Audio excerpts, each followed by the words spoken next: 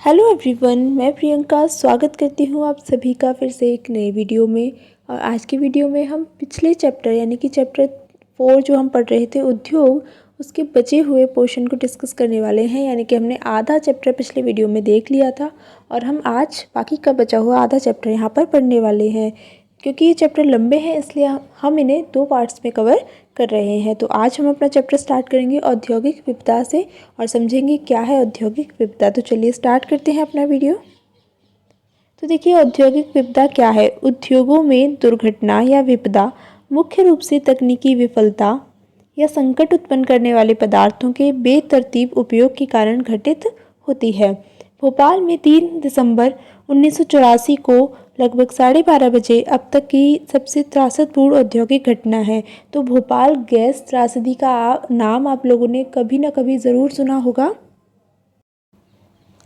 तो देखिए, ये एक प्रौद्योगिकीय दुर्घटना थी जिसमें यूनियन कार्बाइड के कीटनाशी कारखाने से हाइड्रोजन साइनाइड और प्रतिक्रियाशील उत्पादों के साथ साथ अत्यंत विषैली मिथाइल आइसोसाइनेट, यानी कि इसका नाम आपको मुख्य रूप से याद रखना है, यही पूछा जाता है, MIC गैस का रिसाव हुआ था।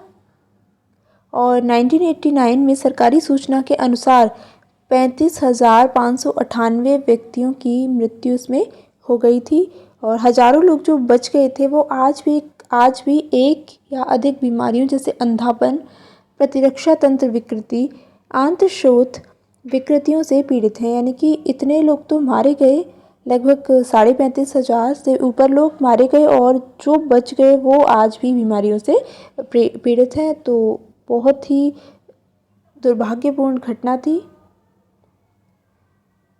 अब आगे लिखा हुआ है कि 23 दिसंबर 2005 में चीन के कायो चोंगकिंग में गैस कूप विस्फोट में 243 लोगों की मृत्यु और 9,000 लोग दुर्घटनाग्रस्त हो गए थे और इन स्थानों से 64,000 लोगों को विस्थापित किया गया था। कई लोग विस्फोट के बाद भाग न सकने के कारण मर गए थे और जो समय पर भाग पाए उनकी आँखें, त्वचा और फेफड़े गैस से क्षतिग्रस्त हो गए थे। तो ये देखिए, चाइना का यहाँ पर पिक्चर दिया हुआ है कि यहाँ पर बचाव अभियान चल रहा है। अब आगे है कि इस तरीके के जो विपदा है, जो दुर्घटना है वो ना हो, तो उस जोखिम को कम करने के उपाय यहाँ पर आगे बताए गए हैं। तो घने बसे आवासीय क्षेत्रों को औद्योगिक क्षेत्रों से अलग और दूर रखना चाहिए। उद्योगों के समीप बसने वाले लोगों को दुर्घटना होने की स्थिति में विषैले या खतरनाक पदार्थों के संग्रहण और उनके संभव प्रभावों का ज्ञान होना चाहिए। इसके अलावा आग का चेतावनी और अग्निशमन की व्यवस्था, आग की चेतावनी मतलब उन्हें सही समय पर मिले, और अग्निशमन की व्यवस्था को उन्नत किया जाना चाहिए। और विषैले पदार्थों की भंडारण क्षमता की सीमा होनी चाहिए और उद्योगों में प्रदूषण नियंत्रण के उपाय को उन्नत किया जाना चाहिए। तो ये उपाय दिए गए हैं। आगे है कि प्रमुख उद्योगों का वितरण। तो विश्व के प्रमुख उद्योग लोहा इस्पात उद्योग, सूती वस्त्र उद्योग, सूचना प्रौद्योगिकी उद्योग हैं। ये कुछ उद्योग हैं। लोहा इस्पात उद्योग और वस्त्र उद्योग जो हैं वो काफ़ी पुराने हैं और जो सूचना प्रौद्योगिकी उद्योग है वो एक नया उभरता उद्योग है। तो वे देश जिसमें लोहा इस्पात उद्योग अवस्थित हैं वो हैं जर्मनी, संयुक्त राज्य अमेरिका, चीन, जापान और रूस। वस्त्र उद्योग भारत, हांगकांग, दक्षिण कोरिया, जापान और ताइवान में संकेंद्रित है। इसके अलावा सूचना प्रौद्योगिकी उद्योग के मुख्य केंद्र हैं मध्यवर्ती कैलिफोर्निया के सिलिकॉन घाटी और भारत के बेंगलुरु प्रदेश में। तो कौन से उद्योग कहाँ कहाँ स्थित हैं, इनके बारे में यहाँ बताया गया है और इसे ही उद्योगों का वितरण कहा जाता है। अब एक और यहाँ पे लिखा हुआ है इम्पॉर्टेंट पॉइंट कि उभरते हुए उद्योग सनराइज उद्योग के नाम से भी जाने जाते हैं। यानी कि जो उद्योग अभी विकसित नहीं हुए हैं, पूरी तरह से आगे आ रहे हैं, उनको सनराइज उद्योग के नाम से जाना जाता है। और इसमें सूचना प्रौद्योगिकी, स्वास्थ्य लाभ, सत्कार और ज्ञान से संबंधित उद्योग शामिल है। तो सनराइज उद्योग क्या होते हैं? जो विकासशील हैं, यानी कि अभी आगे बढ़ रहे हैं। अब बात की गई है लोहा इस्पात उद्योग की। तो अन्य उद्योगों की तरह लोहा इस्पात उद्योग में भी बहुत से निवेश, प्रक्रम और निर्गत शामिल हैं। निवेश, प्रक्रम और निर्गत क्या होते हैं ये हम समझ चुके हैं। और ये एक क्या है, पोषक उद्योग है जिसमें उत्पाद अन्य उद्योगों के लिए कच्चे माल के रूप में प्रयुक्त होते हैं। तो आपको क्या समझ में आया कि जो लौह इस्पात उद्योग है वो एक पोषक उद्योग है और इसकी जो चीज़ें बनती हैं वो दूसरे उद्योगों के लिए कच्चे माल के रूप में प्रयुक्त की जाती हैं। आगे लिखा है कि उद्योग के लिए निवेश में श्रम, पूंजी, स्थान और अन्य अवसंरचना के साथ साथ लौह अयस्क, कोयला, चूना पत्थर कच्चे माल के रूप में सम्मिलित है। तो इसके कच्चा माल क्या चाहिए होता है वो भी यहाँ पर बताया गया है। और लौह अयस्क से इस्पात निर्माण की प्रक्रिया में कई चरण शामिल हैं। जैसे कच्चे माल को झोंका भट्टी में पहले रखा जाता है जहाँ यह प्रगलित होता है। इसके बाद यह परिशोधित होता है और जो प्राप्त उत्पाद जो होता है वो क्या होता है, इस्पात होता है और अन्य उद्योगों में कच्चे माल के रूप में प्रयुक्त किया जाता है। अब देखिए प्रगलन क्या है, जहाँ यहाँ भी एक शब्द आया था तो उसी के बारे में बताया गया है कि प्रगलन एक ऐसी प्रक्रिया है जिसमें धातुओं को उसके अयस्कों द्वारा गलनांक बिंदु से अधिक तपाकर निष्कर्षित किया जाता है। तो एक तरीके से धातुओं को गलाने की जो प्रक्रिया है। अब देखिए जो इस्पात है वो कच्चे माल के रूप में दूसरे उद्योगों में प्रयुक्त होता है और इस्पात जो होता है कड़ा होता है और इसे आसानी से काटा और आकार दिया जा सकता है और इससे तार बनाए जा सकते हैं। एल्युमिनियम, निकल, तांबा जैसी अन्य धातुओं को थोड़ी थोड़ी मात्रा में इस्पात में मिलाकर इसकी मिश्र धातुएं बनाई जाती हैं। तो मिश्र धातुएं कैसे बनाई जाती हैं कि इस्पात में अलग अलग धातुएं मिलाई जाती हैं, इस तरीके से एक मिश्र धातु बन जाती है। मिश्र धातु इस्पात को असामान्य कठोरता, दृढ़ता और जंग प्रतिरोधक क्षमता प्रदान करती है। इस्पात प्राय आधुनिक उद्योगों का मेरुदंड कहलाता है। लगभग सारी वस्तुएं जिनका हम उपयोग करते हैं वे या तो लोहा या इस्पात से बने हैं अथवा इन धातुओं से निर्मित औजारों और मशीनों से बने हैं। जैसे पोत, रेलगाड़ी, ट्रक, ऑटो, ये सभी चीज़ें क्या है, इस्पात से बनी हुई हैं। यहाँ तक कि सेफ्टी पिन और सुइयाँ जिनका उपयोग आप करते हैं वो भी इस्पात से बनती हैं। तेल कूप इस्पात से बनी मशीनों से बेधित किए जाते हैं।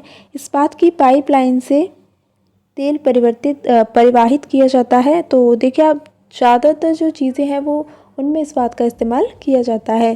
खनिजों का खनन भी इस्पात के उपकरणों से होता है और कृषि के यंत्र वो भी इस्पात के ही बने होते हैं। विशाल भवनों का ढांचा इस्पात का बनाया जाता है और 1800 ईस्वी के पूर्व इस्पात उद्योग वहाँ स्थित थे जहाँ कच्चा माल, विद्युत आपूर्ति और बहता जल आसानी से उपलब्ध थे। बाद में उद्योग के लिए आदर्श स्थिति कोयला क्षेत्र के समीप नहरों और रेलवे के निकट थी। तो यहाँ पर बताया जा रहा है कि पहले कहाँ पर होते थे, बाद में कहाँ हुए, इस तरीके से। तो देखिए यहाँ पिक्चर में भी दिखाया गया है। और यहाँ देखिए चित्र 4.6 में झोंका भट्टी में लौह अयस्क से इस्पात। तो देखिए लौह अयस्क, चूना पत्थर और कोक को यहाँ पर डाला जा रहा है, ये देखिए इस तरीके से। फिर ये झोंका भट्टी है, यहाँ गर्म वायु है, इधर देखिए प्रगलित लोहा और जो भी धातु का मल निकलता है वो एक दूसरी तरफ चला जाता है। अब आगे लिखा हुआ है कि 1950 के बाद क्या हुआ, लोहा और इस्पात उद्योग समुद्र पत्तन के निकट सपाट भूमि के विशाल क्षेत्रों में केंद्रित होने शुरू हुए। और ऐसा क्यों हुआ, क्योंकि इस्पात निर्माण का कार्य इस समय तक बहुत विशाल हो गया था और लौह अयस्क विदेशों से आयात करना पड़ता था। भारत में लौह इस्पात उद्योग कच्चा माल, सस्ते श्रमिक, परिवहन और बाजार का लाभ लेते हुए विकसित हुए। तो इस तरीके से जो लौह अयस्क इस्पात का जो उद्योग है वो किस तरीके से विकसित हुआ, कहाँ कहाँ पहले था, कहाँ बाद में हुआ, ये सारी चीज़ें यहाँ पर बताई गई हैं। और ये यहाँ पर देखिए मैप में लौह इस्पात उत्पादन के क्षेत्र विश्व में कहाँ कहाँ हैं, वो जो आप डॉट, काले डॉट देख रहे हैं, ये सारे लौह अयस्क इस्पात के क्षेत्र हैं। देखिए प्रमुख लोहा इस्पात उत्पादन के क्षेत्र यहाँ पर दिखाए गए हैं। ये वर्ल्ड का मैप है। आगे बढ़ते हैं। तो सभी महत्वपूर्ण इस्पात उत्पादक केंद्र जैसे भिलाई, दुर्गापुर, बर्नपुर, जमशेदपुर, राउरकेला, बोकारो ये एक ही प्रदेश में स्थित हैं जो 4 राज्यों में फैले हैं। और 4 राज्य कौन से हैं? तो पश्चिम बंगाल, झारखंड, उड़ीसा और छत्तीसगढ़। इन 4 राज्यों में सारे इस्पात उत्पादक केंद्र फैले हुए हैं। भद्रावती और विजयनगर कर्नाटक में, विशाखापट्टनम आंध्र प्रदेश में, सलेम तमिलनाडु में और अन्य महत्वपूर्ण इस्पात के केंद्र हैं जो स्थानीय संसाधनों का उपयोग कर रहे हैं। अब नेक्स्ट है हमारा जमशेदपुर। तो देखिए 1947 से पहले भारत में केवल एक इस्पात का कारखाना था, Tata iron and steel company limited, या इसे हम शॉर्ट में टिस्को भी कहते हैं। तो ये निजी स्वामित्व में था, यानी कि सरकार का इसमें कोई वो नहीं था, हस्तक्षेप किसी एक व्यक्ति के हाथ में था। स्वतंत्रता के बाद सरकार ने यह कार्य अपने हाथ में लिया और बहुत से लोहा इस्पात संयंत्र यहाँ पर स्थापित किए। झारखंड में स्वर्ण रेखा और खरकई नदियों के संगम के समीप साक्षी में सन 1907 में टिस्को की शुरुआत की गई। बाद में साक्षी का नाम बदलकर जमशेदपुर रखा गया और भौगोलिक रूप से जमशेदपुर देश में लोहा इस्पात केंद्र के रूप में सर्वाधिक सुविधाजनक स्थान पर है। तो ये जो पूरा पैरा है इम्पोर्टेंट है और आपको याद रखना है कि Tata iron and steel company कब बना, पहले किसके पास था, बाद में क्या था, कौन सी नदियों के पास है। तो ये सारी चीज़ें आपको याद रखनी है। अब देखिए आगे इसी के बारे में लिखा है कि साक्षी को कई कारणों से इस्पात संयंत्र स्थापित करने के लिए चुना गया। ये स्थान बंगाल नागपुर रेल मार्ग पर काली माटी स्टेशन से मात्र 32 किलोमीटर की दूरी पर था और ये स्थान लौह अयस्क, कोयला और मैंगनीज निक्षेपों के साथ साथ कोलकाता के निकट भी था, जहाँ विशाल बाजार उपलब्ध था। तो देखिए क्या है, रेल मार्ग से भी जुड़ा हुआ है, बाजार से भी जुड़ा हुआ है। टिस्को को झरिया कोयला क्षेत्रों से कोयला और उड़ीसा तथा छत्तीसगढ़ से लौह अयस्क, चूना पत्थर, डोलोमाइट और मैंगनीज प्राप्त होता था। तो देखिए यहाँ से कच्चा माल भी मिल रहा है और खरकई और स्वर्ण रेखा नदियों से जल की आपूर्ति होती है। तो देखिए कितनी अच्छे स्थान पर ये अवस्थित है। सरकारी प्रोत्साहनों से इसे पर्याप्त पूंजी उपलब्ध हुई। जमशेदपुर में टिस्को की स्थापना के बाद कई अन्य औद्योगिक संयंत्र भी स्थापित किए गए। इनमें रसायन, इंजन के पुर्जे, कृषि उपकरण, मशीनें, टिन की चादरें, केबल और तार का उत्पादन किया जाता है। भारत में लोहा इस्पात उद्योग के विकास से त्वरित औद्योगिक विकास आरंभ हुआ, यानी कि लोहे के उद्योग के विकास से क्या हुआ, और भी औद्योगिक विकास हुआ। भारतीय उद्योग के लगभग सभी जो क्षेत्र हैं वो अधिकांशतः अपने आधारभूत अवसंरचना के लिए लोहा इस्पात उद्योग पर निर्भर हैं, यानी कि जो बाकी के उद्योग होते हैं वो कहीं ना कहीं लौह उद्योग पर निर्भर होते हैं। और भारतीय लोहा इस्पात उद्योग में बृहत समाकलित इस्पात संयंत्रों के साथ साथ लघु इस्पात मिल भी सम्मिलित हैं और इसमें द्वितीयक उत्पादक रोलिंग मिल और सहायक उद्योग भी शामिल हैं। नेक्स्ट है पिट्सबर्ग। तो देखिए ये संयुक्त राज्य अमेरिका यानी कि यूएसए का एक महत्वपूर्ण इस्पात नगर है। जैसे आपने अभी जमशेदपुर के बारे में पढ़ा, ऐसे ही ये पिट्सबर्ग है। तो पिट्सबर्ग के इस्पात उद्योग को स्थानीय सुविधाएं उपलब्ध हैं। कच्चा माल जैसे कोयला, ठीक है, तो लौह इसके लिए कच्चा माल कोयला मिलता है यहाँ पर पिट्सबर्ग में ही। और लौह अयस्क मिनेसोटा की लोहे की खानों से प्राप्त होता है। तो जो लौह अयस्क चाहिए इसके लिए वो यहाँ की लोहे की खान है मिनेसोटा, वहाँ से इसे प्राप्त होता है और ये पिट्सबर्ग से लगभग 1500 किलोमीटर दूर है।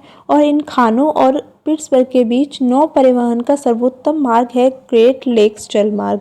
ये अयस्क के नौ परिवहन हेतु सस्ता मार्ग है। ग्रेट लेक से पिट्सबर्ग क्षेत्र तक लौह अयस्क रेलगाड़ियों द्वारा लाया जाता है। ओहियो, मोनोगहेला और एल्गनी नदियों से पर्याप्त जल प्राप्त होता है। जैसे वहाँ पर उसे नदियों से जल प्राप्त हो रहा था जमशेदपुर में स्वर्ण रेखा से, इसी तरह यहाँ भी नदियों से जल मिल रहा है। इसके अलावा यातायात की सुविधा भी है यहाँ पर। तो सारी चीज़ें यहाँ पर तुलनात्मक रूप में बताया गया है कि भारत में और विश्व के अन्य क्षेत्रों में वहीं पर जो उद्योग स्थापित किए जाते हैं जहाँ पर सारे संसाधन उपलब्ध हो। आगे है कि आज पिट्सबर्ग में बहुत कम बड़ी इस्पात मिल है। ये मिल पिट्सबर्ग के ऊपर मोनोगहेला और एल्गनी नदी की घाटियों में तथा पिट्सबर्ग के नीचे ओहियो नदी के सहारे स्थित है। परिष्कृत इस्पात स्थल और जल दोनों मार्गों द्वारा बाजार में भेजा जाता है। पिट्सबर्ग क्षेत्र में इस्पात मिलों के अतिरिक्त कई अन्य कारखाने हैं और ये रेल पटरी उपकरण और भारी मशीनों के उत्पादन में इस्पात का प्रयोग कच्चे माल के रूप में करते हैं। तो यहाँ पर पिट्सबर्ग के बारे में आपने जान लिया। अब देखिए ग्रेट लेक्स के बारे में यहाँ पर बताया गया है। तो ग्रेट लेक्स के नाम सुपीरियर, ह्यूरन, ओंटारियो, मिशिगन और ईरी हैं। तो ये 5 क्या हैं, झील हैं और इनमें जो सुपीरियर झील है वो सबसे बड़ी है और अन्य की तुलना में उच्च ऊर्ध्व प्रभाव पर स्थित है। और इसी के साथ हमारा जो चैप्टर है वो कंप्लीट हो जाता है और बाद में यहाँ पर क्वेश्चन आंसर दिए गए हैं। आपको इनके आंसर सोचने हैं और याद करने हैं कि आपने क्या पढ़ा था। तो आज के वीडियो में हम इतना ही, और जो क्लास 8 की ज्योग्राफी है इसका एक चैप्टर और बाकी रह गया है और हमारी जो ज्योग्राफी है 6, 7, 8 की उसी के साथ कंप्लीट यहाँ पर हो जाएगी। और उसी के साथ हम अपनी जो हिस्ट्री की बची हुई चैप्टर हैं, बची हुई बुक्स हैं, उनको कंप्लीट करेंगे और आपके सीटेट एग्ज़ाम से पहले पहले हम उन सभी बुक्स को कंप्लीट कर लेंगे और क्वेश्चन आंसर भी उन साथ साथ करते चलेंगे। तो आज के लिए इतना ही, मिलते हैं नेक्स्ट वीडियो में नेक्स्ट चैप्टर के साथ। तब तक के लिए थैंक यू सो मच।